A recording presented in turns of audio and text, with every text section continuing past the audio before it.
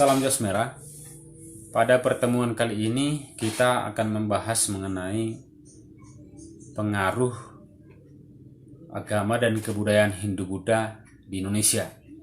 Ada 3 poin untuk pertemuan ini, ada 3 poin yang mau kita bahas di dalam materi ini. Yang pertama adalah sejarah dari agama Hindu-Buddha. Yang kedua adalah proses masuknya agama Hindu-Buddha itu ke Indonesia. Kemudian yang ketiga adalah dampak dari kedatangan agama Hindu-Buddha itu ke Indonesia. Baik, langsung yang pertama kita bahas mengenai sejarah agama Hindu-Buddha itu. Yang pertama, agama Hindu. Agama Hindu itu lahir diakibatkan oleh adanya percampuran 2 unsur kebudayaan, ya. Jadi ada 2 unsur kebudayaan yang berasimilasi atau bercampur sehingga lahir kebudayaan yang baru yang disebut nanti dengan kebudayaan Hindu. Nah, bagaimana proses percampurannya? Di Punjab sebelumnya sudah ada suku bangsa yang disebut dengan suku bangsa Dravida. Sementara pada waktu tertentu ada suku bangsa yang disebut dengan suku bangsa Arya atau suku bangsa Indo-Jerman yang bermigrasi ke Punjab, India melalui celah Khyber. Mereka berbaur, lahirlah kebudayaan Hindu.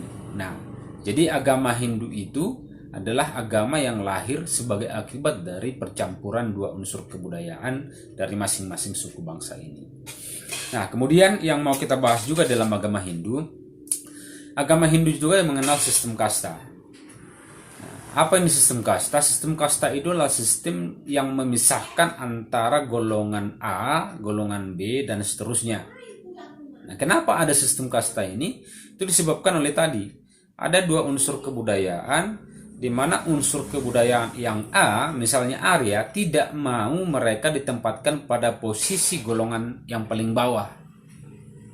Karena mereka itu adalah menamakan dirinya golongan orang yang cerdas, orang yang terpilih, dan segala macam. Nah, golongan Dravida ini dipaksa oleh mereka untuk menempati golongan paling bawah. Ya, jadi munculnya sistem kasta ini itu karena tarik-menarik antara kedua suku bangsa tadi. Nah, ada 4 sistem kasta di India. Yang pertama adalah kasta Brahmana. Kasta Brahmana ini adalah kasta para pendeta. Ini diisi oleh orang-orang yang dari bangsa Arya. Kemudian ada yang kedua kasta Ksatria.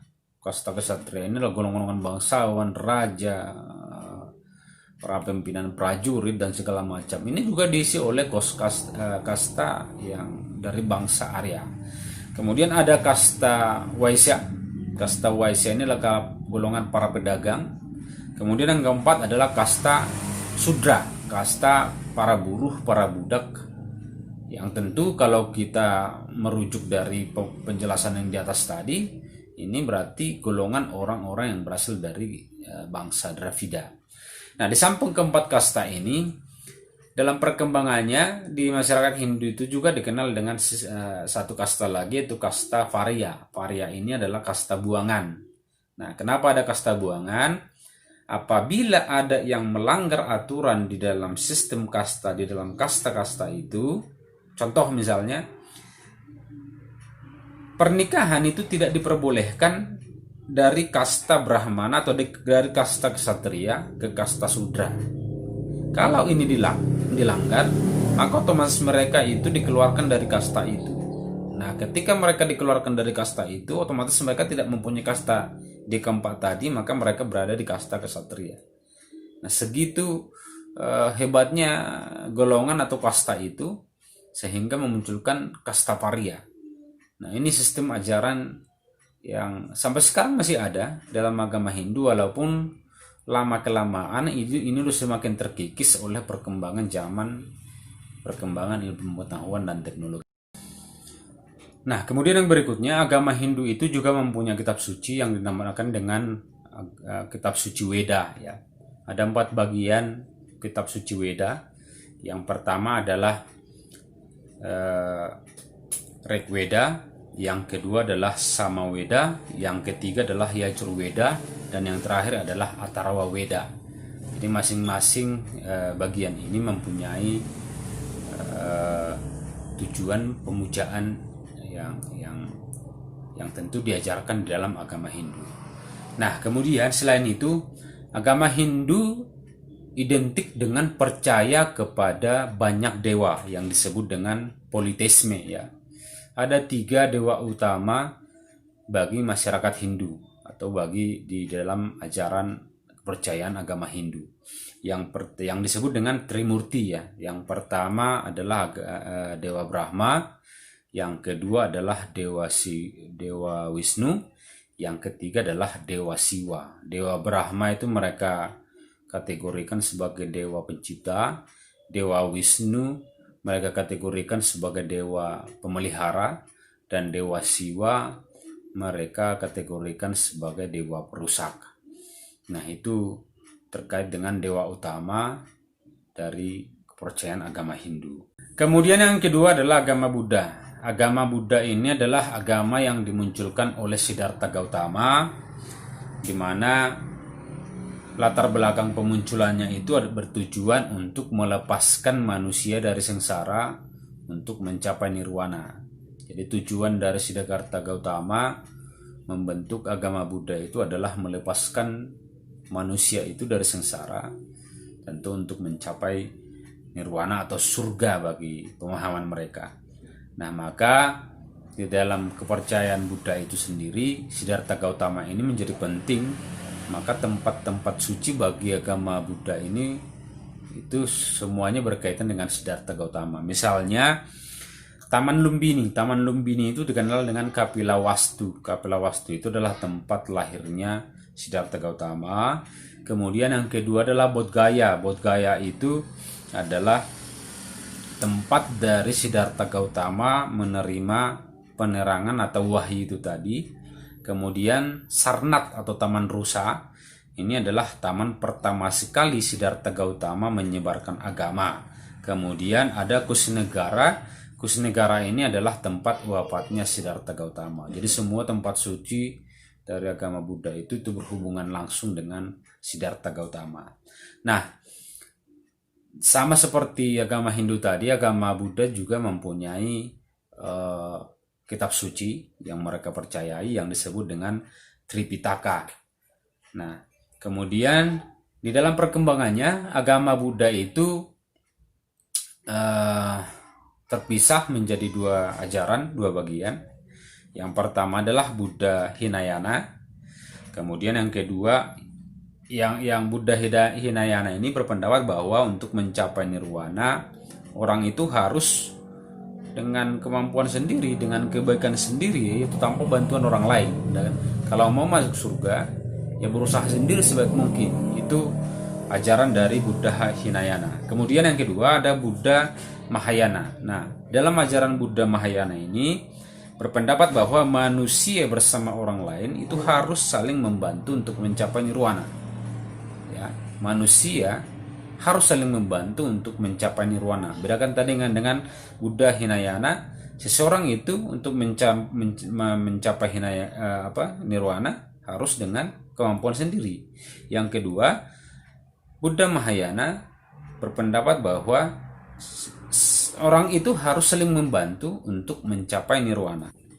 Baik, bagian yang kedua kita akan membahas mengenai proses dari masuknya kebudayaan agama dan kebudayaan Hindu-Buddha itu ke Indonesia. Ada beberapa teori, ada 5 teori yang menyatakan bagaimana proses masuknya Hindu-Buddha itu ke Indonesia. Yang pertama adalah teori Brahmana, yang kedua adalah teori Ksatria, yang ketiga adalah teori Waisya, yang keempat adalah teori Sudra, dan yang terakhir adalah teori arus balik. Sekarang kita bahas yang pertama, teori Brahmana. Teori ini didukung oleh seorang ahli yang bernama Panleur, yang mengatakan bahwa agama Hindu itu masuk ke Indonesia itu dibawa oleh kaum Brahmana. Ya, agama Hindu itu masuk ke Indonesia itu dibawa oleh kaum Brahmana. Itu yang pertama. Kemudian yang kedua, teori Ksatria. Teori Ksatria ini dikemukakan oleh Nehru dan Majumdar. Nah, mereka mengatakan begini, agama Hindu itu dibawa oleh para ksatria atau para tentara yang pada saat itu terjadi perang di India, kemudian mereka melarikan diri ke wilayah Indonesia, dan di Indonesia mereka itu menyebarkan agama dan kebudayaan Hindu itu. Nah, kemudian yang ketiga adalah teori Waisa. Nah, dalam teori Waisa ini yang dikemukakan oleh N.J. Krom dan R.K. Mukherjee menyatakan bahwa agama Hindu-Buddha itu dibawa ke Indonesia oleh para pedagang dari India. Jadi mereka saling berdagang, mereka juga menyebarkan agama dan kebudayaan Hindu-Buddha itu di Indonesia. Itu yang ketiga. Nah, kemudian yang keempat adalah teori Sudra. Nah, di dalam teori Sudra ini dikatakan bahwa penyebaran agama Hindu-Buddha itu dibawa oleh para budak atau para buruh yang bermigrasi dari India ke wilayah Indonesia untuk memperbagi hidup mereka. Jadi mereka datang ke Indonesia untuk mencari kehidupan yang baru karena mungkin terkekang oleh sistem kasta yang tadi, sehingga kedatangan mereka itu ke wilayah Indonesia itu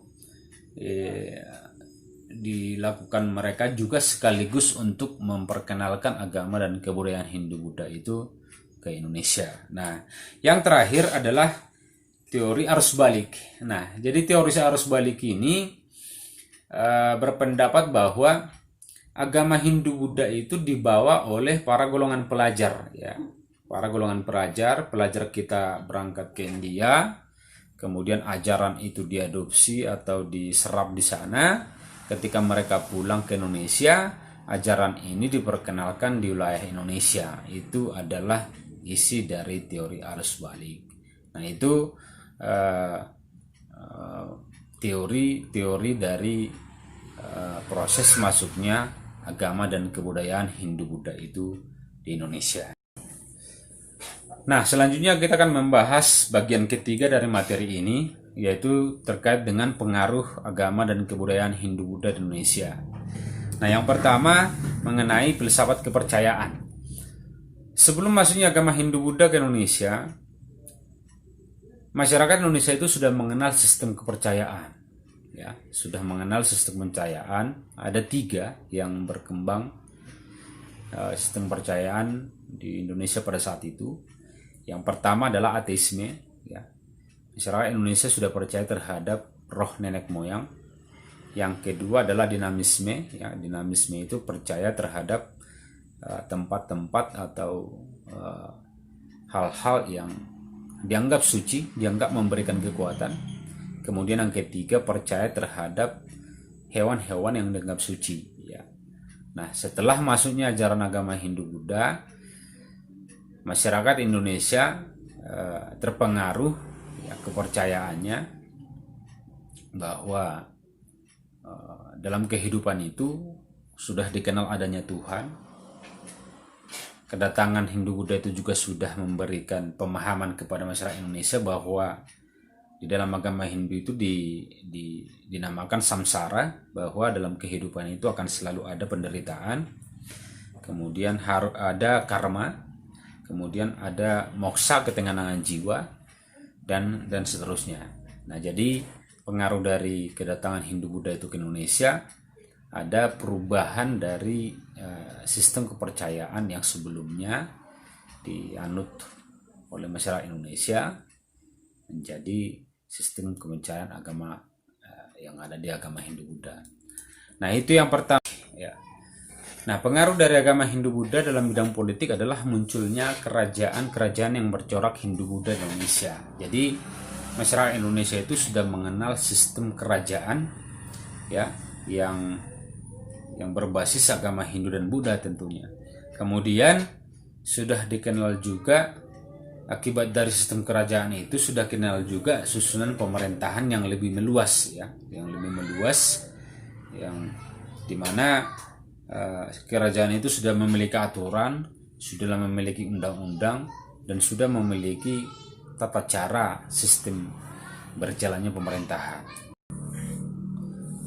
Kemudian yang ketiga, dalam bidang ekonomi, ya, hadirnya kerajaan itu tentu itu berdampak kepada ekonomi, karena kerajaan itu tidak saja hanya berfungsi sebagai pusat pemerintahan, tapi berfungsi juga sebagai pusat kegiatan ekonomi. Nah, jadi wilayah perdagangan itu semakin luas oleh munculnya kerajaan itu. Nah, yang kedua, dalam bidang ekonomi itu munculnya juga feudalisme yang semakin cepat ya.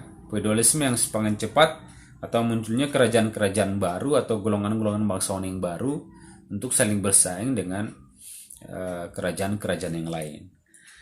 Nah, kemudian yang keempat itu dalam bidang sosial. Dalam bidang sosial di Indonesia itu munculnya sistem kasta ya. Ajaran tadi agama Hindu itu dibawa ke Indonesia, maka otomatis sistem bidang sosial yang ada di agama Hindu itu akan diadopsi oleh masyarakat Indonesia. Maka muncullah sistem kasta di Indonesia yang sebelumnya sistem itu tidak begitu dikenal di Indonesia. Di Indonesia itu hanya menganut sistem dalam bidang sosial itu hanya menghormati orang yang lebih tua, orang yang lebih kuat di dalam golongannya. Nah, sekarang dengan kedatangan Hindu itu ke Indonesia, maka muncul sistem kasta yang 4 tadi ya. Kemudian itu mengkotak-kotakkan atau memisah masyarakat itu ke dalam golongannya masing-masing. Nah, yang terakhir adalah dalam seni budaya. Dari seni budaya ada dua dampaknya bagi masyarakat Indonesia. Yang pertama adalah seni dan bahasa. Nah, di Indonesia setelah kedatangan Hindu Buddha dikenallah huruf pahlawa, dikenallah bahasa Sanskerta, dikenallah berbagai macam tulisan-tulisan itu kemudian yang dikaryakan di prasasti, sastra, ada lukisan, ada kitab, dan lain sebagainya. Nah, kemudian dikenal juga seni bangunan, seni patung, seni ukir ya. Ini kita bisa lihat ini dengan peninggalan-peninggalan dari kerajaan-kerajaan Hindu Buddha di Indonesia ya. Adanya candi, adanya patung ya, adanya relief, adanya tugu dan sebagainya. Nah, ini adalah dampak dari kedatangan Hindu Buddha itu ke wilayah Indonesia. Nah, sampai di sini pertemuan kita kali ini tentang bagaimana sejarah proses masuk dan dampak dari kedatangan agama Hindu Buddha itu ke Indonesia.